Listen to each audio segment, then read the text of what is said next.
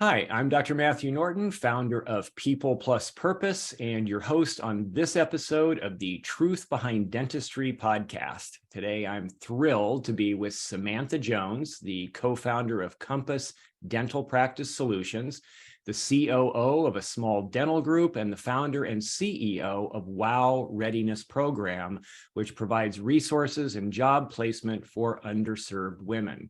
Samantha is also the host of the Compass Points podcast. She has a passion for relationship building and intentional communication, and we're happy that she's intentionally here to communicate with us today. So welcome, Samantha. Thank you so much. I'm so honored to be here with you today. This is great. Good. Yes. I've been looking forward to it. And so I would love to hear just kind of first off, I covered a few background generalities there, but I'd love to hear a little bit more detail of anything you'd like to share about you and also kind of how you got into the world of dentistry. Yeah, it's been a journey for sure. Well, I am the mother of two beautiful children, married, and here in the Kansas City area is where I reside. So go Chiefs. We've got a big celebration going on right now because we just won the Super Bowl. Yes. In case you weren't aware, right? I have been in dentistry for about 27 years, and to be very transparent with you, never intended to make a career out of dentistry at all. But 27 years later, here I am. Right. I often tell people who ask about my journey through dentistry, Sam, how'd you get started in dentistry? Well, it really was an accident. I didn't plan to do so. In the early parts of my life, I had a high school job in a dental practice, and I really loved the team camaraderie and the atmosphere of a dental practice. And planned to go on to be a journalist. I love to write, and that was my big plan. However, life happens. And in my first experience of living on my own, I did experience pretty significant tragedy where my home was broken into. I was assaulted, and it really halted my entire human experience for about 2 years. I really had a lot to work through at that point in my life. In that time frame, I also became pregnant and had this new life appearing before me that I had to really start to figure out how to rebuild myself and my dreams and my ideas. And dentistry saved my life in that space. I came back to dentistry, was offered a job in a small dental practice in my hometown of Lawrence, Kansas, where I started off very humbly as a treatment coordinator for a wonderful, fantastic dentist who truly believed in continuing education. He exposed me to all kinds of things while I was sitting in that seat. And I'm very grateful for that part of my foundational piece of that foundational career time. From there, I knew I really wanted more. And so I was spent 6 years as the treatment coordinator. Then I moved into the office manager space and was able to lead that same practice. I was there for about 16 years, and I learned a lot. After attending one of those CE courses, I was the loud girl in front that was like, "Hey, pick me! I've got an idea." And the gentleman who was facilitating that class, he approached me, and we kicked off a conversation, and I ended up going to work for his company as a consultant, where I spent several years working with hundreds of dental practices and learning about the nuances of dentistry, not just my one practice that I had been spending time in, but all kinds of different practices. And it was there that I met two young dentists who had a big vision here in the Kansas City area, who knew that they wanted to do a thing. They wanted to scale. They had one practice at the time, and they asked me if I would join them as their COO. I said yes to that, while also launching my own company, Compass. And it's kind of all history from there. I've been a very busy woman in the world of dentistry, building a company and helping practices, and then helping to build what's now a 10-practice DSO. Well, that's awesome. That's quite a variety of experiences along that journey. I love hearing stories. I love hearing where people came from, how they got to where they are today. And it's interesting to see, kind of reflect back on what all we gathered, both learning of, some the details of learning that we need, to thrive in those next phases, but just how we were prepared and equipped on deeper levels to be able to contribute. So Yeah. and a lot of times things do come from tragedies like that. I didn't know that about you, and my heart always goes out. And I always want to say, I'm sorry that you had to go through that. And yet I'm sure that you've since looked back to see, wow, that was instrumental in being able to help you help more people, right? 100%. And it's also just a reminder for all of us that when life throws us a curveball, it's okay to embrace whatever that looks like and pivot with the tragedy. And, we are an amazing species that has such an amazing capability of, bouncing back from these things through our mindset and our healing processes. And it can take us on really amazing journeys. And that's how I embrace the whole dynamic, is that this would never have been what it was had that not been a part of my story. Right. Yeah. True. And also a beneficial perspective, both, right? So Yes. speaking of pain points and pain points of kind of historical background pain points that helped you move forward.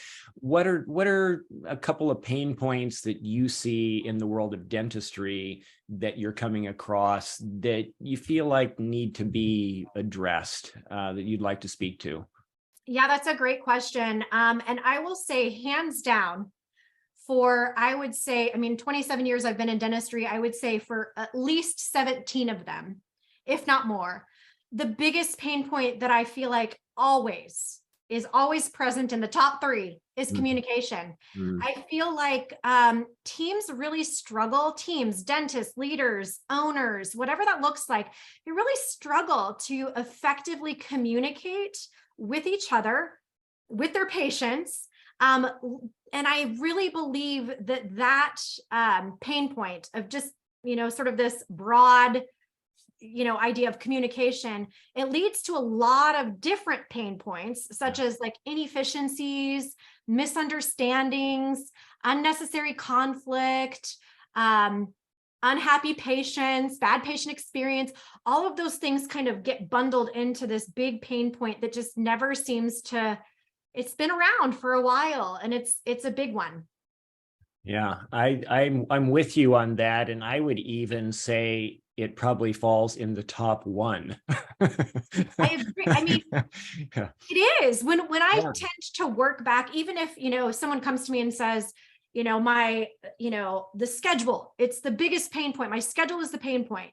Once we start working back from that initial sort of identification of the schedule, what I've realized and what we typically come to realize is it's our communication around the expectation for that schedule that's really the problem. That's really the pain point, that we haven't figured out how to talk to each other. And there's a lot of different things that contribute to that, but it always seems to come back to that number one. Yes. So I like that. And I like that you are focusing on intentional communication, because certainly improvements in this area are not going to happen accidentally. If it would happen accidentally, people would have already gotten there, right? So, True. and even from our previous conversation, and my fascination with assessments, right? In terms of understanding ourselves more clearly, understanding other people more clearly, and without those understandings on bilaterally, how can we really hope to communicate if we don't understand each other? So true. And without that communication, how are we ever going to collaborate effectively and have people feel good about what we achieved together? It's so true. I have found that, people in dental practices are smart. They know how to do the work, the operations. They really do. They have the answers to all of those pain points that they identify like off the cuff. Right. But when we really take it down to our ability to understand and communicate and listen with intention, we can solve all of those problems. It's just, that's the thing that I think is missing the most in our practices, and maybe even our homes and other business industries. Yes. as well. I think it's just a huge factor. We're distracted people these days. And if we don't think about how we show up in those conversations and in our listening, we can really miss a lot. So yeah, no, I agree completely. So when you look at how to pivot in this area, how to help people be more effective, maybe even to anything from noticing, I mean, it comes to my mind, first noticing that maybe you didn't communicate effectively, all the way to now we are thriving in our ability to communicate. What do you see as some of the steps there, or how would you help people begin to pivot in that challenged area? Yeah, I love that question. I think that it always starts with self. I mean, we can sit back and complain about how somebody didn't listen or how they didn't understand or how they asked us something. But really, if we start with ourselves, I think that that's the work we do first, in understanding first, how do we, are we showing up in a conversation with presence and awareness and not a ton of distractions? Are we looking at our phone when we're engaging someone else? Or are we thinking about what we're making for dinner or what present we need to get our wife? Or, what's happening in self, and how do we manage sort of I'll call it the inner judge or the ego, the voice inside of us that creates these narratives about what's happening in that conversation about the other person. So I think it starts with self. And when I'm coaching someone in this space, that's exactly where we would start, is in this space of self. And how do you communicate, and how does that typically look for you? What are your default settings in communication? Because if we develop that awareness, I think that we can oftentimes make adjustments in our defaults so that we can connect with the receiver and the giver of the other side of the communication. So I think it starts with self. I really do. Yeah, that's great. Yeah, we do tend, I think, all of us probably by default, and maybe some of us have had some breakthroughs and gotten better, right? But to think that it does all begin out there, it is the other people, it's the world out there that we see that somehow has a problem and is not getting me, right? I'm clear. I was on target, right? I don't know what's wrong with you. I said everything. What's happening? Yeah. So what else do you see showing up in that area? What other nuances of that problem do you see, and maybe where else do you go then in that area of helping people? Where does it go next, maybe?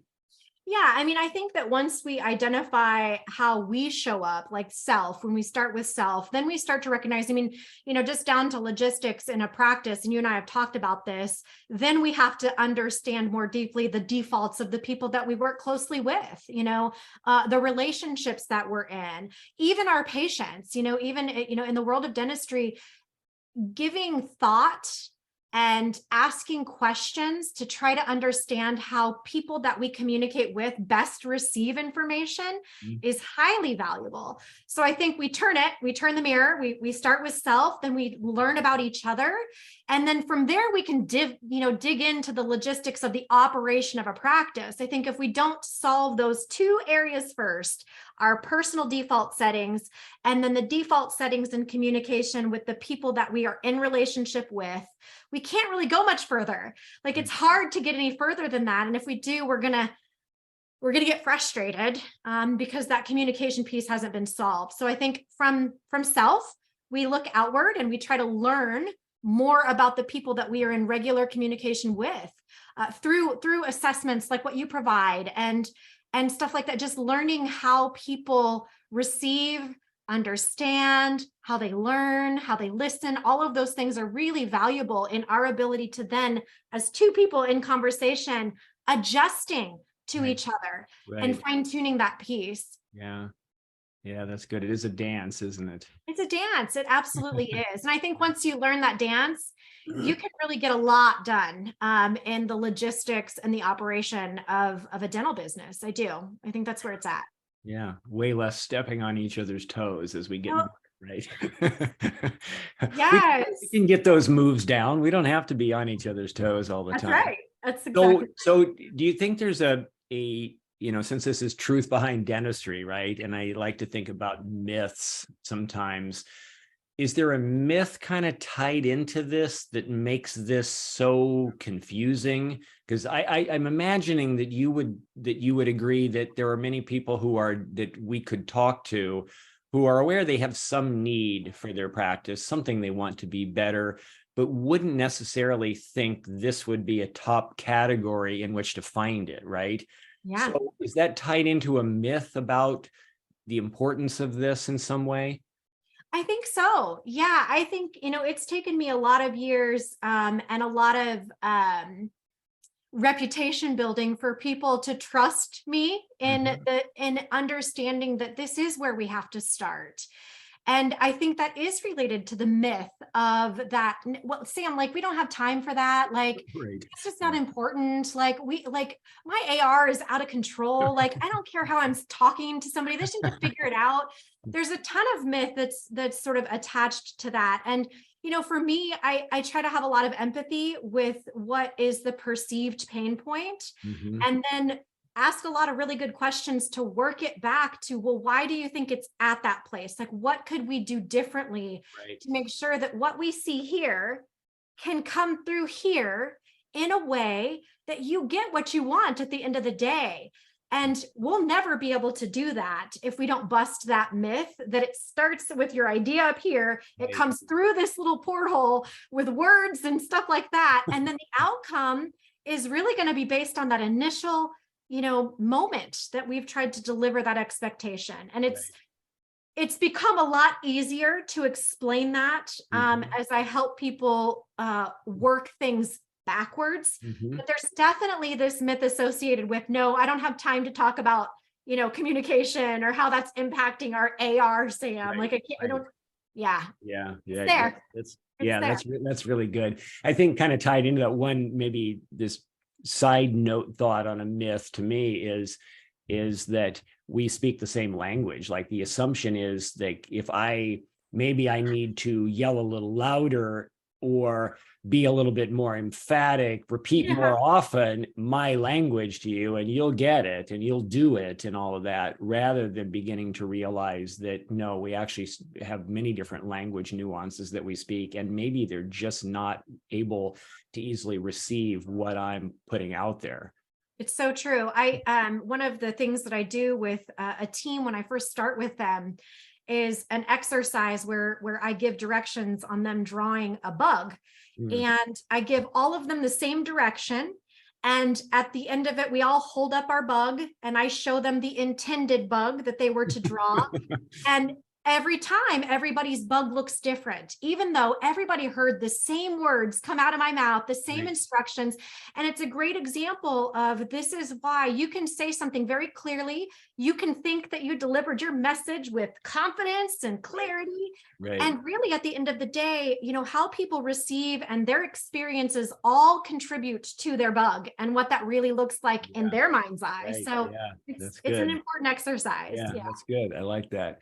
So tell me maybe a little bit more about kind of the impact you're having or seeking to have in improving this communication challenge. Yeah, I feel like I'm working really hard to create a movement to bust the myth and to help us reframe our thoughts about ourselves and each other. And, I really want to help teams uncover communication best practices. I think that my impact in being committed to this being the root of all of our inefficiencies and all of our systems breakdowns and, our issues with retention and all of those things are dialed back to this. And so I'm very committed to helping teams uncover communication best practices for their work. And then we can roll up our sleeves and focus on efficiency roadmaps as they pertain to the daily operations and achieving those optimal days. I feel like if we can we talk about comprehensive dentistry all the time, and we really want to look at the whole person, not just the mouth. And to me, it's sort of the parallel from my work is that let's look at this comprehensively. Let's not just focus on the schedule or AR or well, let's focus comprehensively on what might be contributing to that, so that you can be stellar problem solvers and communicators in anything that comes your way. So I think that this will impact our practices if we can get behind the idea that this is our foundational piece.